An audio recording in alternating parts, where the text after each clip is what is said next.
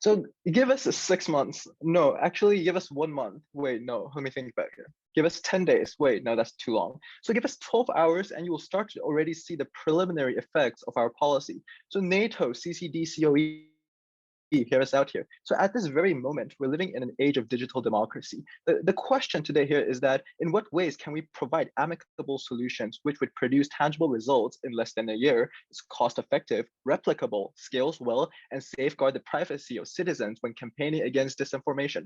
So our claim is that thus far, NATO has been fairly incompetent in terms of its participation in the world of digital democracy. To thrive in the age of digital democracy, you would have to be willing to effectively engage in a variety of ways, such as through images, videos, or pieces of text that could be shared quickly. So more importantly, the message disseminated has to be recognizable, trustworthy, and humorous. So we suggest that there is a positive pattern of exposure to political memes. Political memes have effects for rapid dissemination, increase in civic engagement, and are effective in countering disinformation.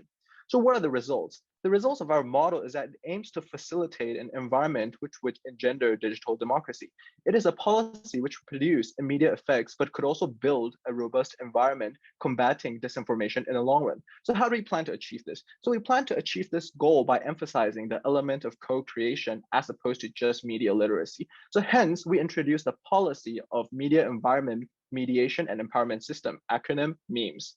So firstly, NATO will identify the disinformation being spread. And after it identifies this disinformation, it will then release a press statement to the public, providing the accurate or intended information. Secondly, NATO will have a specialized department which creates the debunking memes on its social media platforms. In this regard, the meme is replicable, concise, and easy to understand. It's also shareable with elements of being humorous.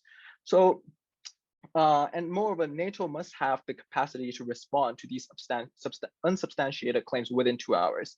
So the element of humor is salient for two reasons. Firstly, we're effectively strategizing humor in dismantling the so-called outlets of angers, which manifests itself in disinformation. Secondly, the internet is predominantly occupied with the younger generation. So hence, by drawing on this meme-ish, humorous connection, they're more likely to share these posts with not only their friends, but also the family members who are less likely to be media literate. So according to the trusted messenger theory, people are more likely to trust people they know and accept clarification from people whom they trust. So thirdly, NATO would request its online followers and supporters to repost the meme. So then there are 5 criteria on whether people will actually believe a certain piece of information. So number 1, compatibility with other known information, such as press statements. Number 2, credibility of the sources. So NATO as an organization, a credible organization. Number 3, whether others believe it. So if you're receiving this information from your son, you're more likely to believe it because it's someone you know well that also believes in it. And fourthly, whether the information is consistent. So whether it's consistent with like government policies, etc. And lastly, number 5, whether there is supporting evidence in your statement. So by taking the steps suggested above, NATO can propagate accurate information faster and provide clarification to the masses, faster than the trolls who claim and disguise themselves as the arbiter. So let the people hear the facts before they're exposed to falsehood. Thank you.